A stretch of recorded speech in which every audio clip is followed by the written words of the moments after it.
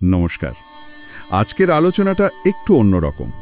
আমাদের কাছে আছে সাংবাদিক অভিজিৎ সাহার একটা অসমাপ্ত রিপোর্ট, নাম শেষ ট্রেনের ধোঁয়া। হ্যাঁ, এটা ঠিক রিপোর্ট বলাও যায় না। মানে পাওয়া গিয়েছিল ওনার জিনিসের মধ্যে একটা অদ্ভুত অভিজ্ঞতার বিবরণ। ঠিক, অভিজিৎ সাহা কলকাতা থেকে ফিরছিলেন রাতের শেষ লোকাল ট্রেনে। গন্তব্য সম্ভবত রানাঘাট বা চাকদা, মানে সেটাই ভেবেছিলেন। কিন্তু ট্রেনটা তাকে নামিয়ে দিল মানে মাঝপথে এক অচেনা স্টেশনে। গভীর রাত তখন। স্টেশনটার নাম ধনিখালি রোড। চারপাশ একেবারে শুনশান, বুঝলেন তো? হ্যাঁ। ঝিরিঝিরি বৃষ্টি পড়ছে। আলো বলতে স্টেশনের ওই টিমটিমে বাতি, তাও জ্বলছে নিভছে। হ্যাঁ, মানে পরিবেশটাই এমন যে গা ছমছম করে ওঠে। প্রায় পরিত্যক্ত একটা স্টেশন, রাত বিরেতে, ভীষণ ভুতুড়ে একটা আবহ। আর ঠিক তখনই ট্রেনটা হুইসেল দিয়ে চলে গেল, অভিজিৎকে ওই একলা স্টেশনে ফেলেই। মানে ভাবুন একবার অবস্থাটা। অভিজিতের নিজেরই তখন সন্দেহ হচ্ছে, এটা বাস্তব তো না স্বপ্ন দেখছেন। ঠিক, আর তখনই ওই নিস্তব্ধতার মধ্যে দূর থেকে একটা পুরনো দিনের বাংলা গান ভেসে আসছে রেডিওতে। এই জিনিসটা কিন্তু আরও অদ্ভুত। মানে কে বাজাবে ওখানে রেডিও এইরকম একটা নির্জন পরিবেশে?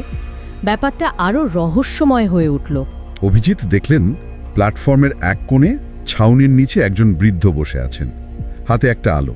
স্বাভাবিকভাবেই উনি এগিয়ে গেলেন, মানে একটু ভরসা পাওয়ার জন্য হয়তো।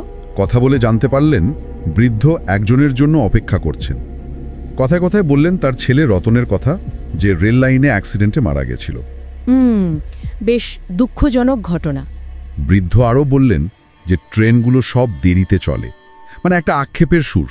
কিন্তু সবচেয়ে অদ্ভুত কথাটা হলো, উনি বললেন, আমি এখানে থাকি না, আমি অপেক্ষা করি। এই অপেক্ষা করে কথাটা, এর মধ্যেই যেন একটা অন্য মানে লুকিয়ে আছে, তাই না?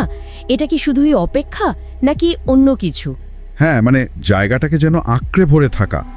এই বিচ্ছিন্নতা, বৃদ্ধের এই রহস্যময় উপস্থিতি, সব মিলিয়ে যেন অলৌকিক কিছুর ইঙ্গিত। ঠিক, জাগতিক নিয়মকানুনের বাইরের একটা জগৎ যেন।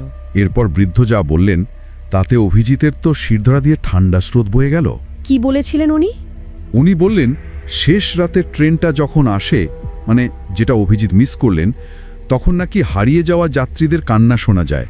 সর্বনাশ! কান্না? হ্যাঁ, বৃদ্ধের ভাষায় ওদের কান্না হাজার কণ্ঠ মিলেমিশে বলে, আমরা এখনো এসেছি। ভাবুন একবার। উফ, গায়ে কাটা দেয়। আর ঠিক সেই সময় যেন বৃদ্ধের কথা সত্যি প্রমাণ করতেই কুয়াশার ভেতর থেকে একটা বাচ্চার ডাক শোনা গেল, বাবা বাবা উঠো। আর তার সাথে সাথে একটা ট্রেনের হুইসেল, কিন্তু কোনো ট্রেন দেখা যাচ্ছে না। এখানেই তো ব্যাপারটা আরো জটিল হয়ে যায়। বৃদ্ধ হয়তো বলছেন ট্রেন এসে গেছে, কিন্তু অভিজিৎ কিছুই দেখতে পাচ্ছেন না। একদম। অভিজিতের তখন মনে হচ্ছে এটা বিভ্রম, মানে ক্লান্তি, ভয়, ওই পরিবেশ সব মিলিয়ে হয়তো হ্যালুসিনেশন হচ্ছে। হতেই পারে, মানে মনস্তাত্ত্বিক ব্যাখ্যা তো এটাই বলে, চরম স্ট্রেস বা ভয়ের মুহূর্তে এরকম হতেই পারে। কিন্তু বৃদ্ধ তো স্পষ্ট দেখতে পাচ্ছেন বা শুনতে পাচ্ছেন। তাহলে কি দুজন দুটো আলাদা বাস্তব দেখছেন? এটাও একটা সম্ভাবনা। অনেক প্যারানর্মাল ঘটনার বর্ণনায় এই ধরনের ব্যক্তিগত অভিজ্ঞতার কথা শোনা যায়, মানে সবার উপলব্ধি একরকম হয় না।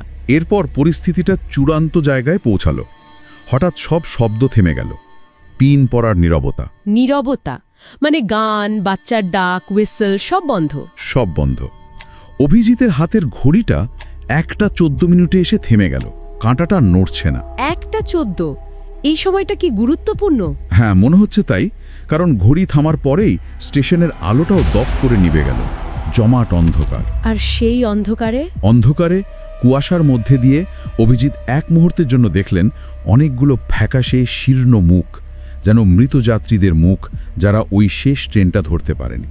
এই 1:14 সময়টা তাহলে একটা সাংকেতিক ব্যাপার, যেন একটা আটকে পড়ার সময়। এই আইডিয়াটা কিন্তু অনেক ভৌতিক গল্পে পাওয়া যায়। ঠিক, একটা টাইম লুপের মতো, যেখান থেকে বেরোনো যায় না। অনেকটা সেরকম। মানে বৃদ্ধের কথা অনুযায়ী যারা ওই সময়ে আটকে পড়ে, যারা ট্রেনটা মিস করে, তারা এখানেই থেকে যায় আর অন্যদেরও ফিরতে দেয় না। মানে ধনিখালি রোড স্টেশনটা তখন আর শুধু একটা স্টেশন নয়, একটা অন্য জগৎ। হ্যাঁ, বলা যেতে পারে অতীত আর বর্তমানের সীমান্ত, একটা অন্তর্বর্তী স্থান যেখানে নিয়মগুলো অন্যরকম। পরের দিন সকালে রেল পুলিশ অভিজিৎকে খুলে পায়। লাইনের ধারে অজ্ঞান অবস্থায় পড়েছিলেন। ভাগ্যিস খুঁজে পেয়েছিল, কিন্তু তারপর ওনার মোবাইল ফোনটা চালু ছিল আর তাতে একটা ভয়েস ক্লিপ রেকর্ড হয়ে গেছিল। Voice clip? কার গলা? সেই বৃদ্ধের গলা। ক্লিপটায় শোনা যাচ্ছে বৃদ্ধ বলছেন, শেষ ট্রেনটা যাদের ফেলে গেল তারা কাউকে ফেলতে দেয় না, ফিরে আসে রোজ রাত 12টায়, প্রতি রাতে। ও, এই রেকর্ডিংটা তো সব হিসেব গুলিয়ে দেয়। যদি সবটাই অভিজিতের মনের ভুল হয় তাহলে এই রেকর্ডিং? সেটাই তো প্রশ্ন। এটা কি কাকতালীয় নাকি প্রমাণ যে অভিজিতের অভিজ্ঞতাটা শুধু মানসিক ছিল না? তাহলে কি ধনীখালি রোড সত্যিই এমন একটা জায়গা যেখানে অতীতেরা ফিরে আসে, যেখানে অপেক্ষাগুলো জমে থাকে? গল্পটা শেষ হচ্ছে একটা সতর্ক বার্তা দিয়ে। যদি কখনো ধনীখালি রোড স্টেশনে নামতে হয় গভীর রাতে, তাহলে ঘড়ির দিকে খেয়াল রাখতে হবে। কারণ 1:14 বেজে গেলে ফেরার পথ বন্ধ। হারিয়ে যাওয়া আত্মারা তখন তাকেও টেনে নেবে নিজেদের দলে। তাহলে শেষ পর্যন্ত প্রশ্নটা কি? স্থান জিনিসটা আসলে কি? শুধুই একটা ভৌগোলিক বিন্দু, নাকি মানুষের স্মৃতি, তার অসমাপ্ত গল্প, তার অতৃপ্ত আত্মাই একটা জায়গাকে জীবন্ত মৃত করে তোলে? অভিজিতের অভিজ্ঞতা কি তাহলে শুধুই মনের ভুল ছিল, নাকি ওই ভয়েস রেকর্ডিংটা অন্য কোনো বাস্তবতার দিকে ইশারা করছে যা আমাদের যুক্তির বাইরে? এই প্রশ্নটাই হয়তো ভাবার।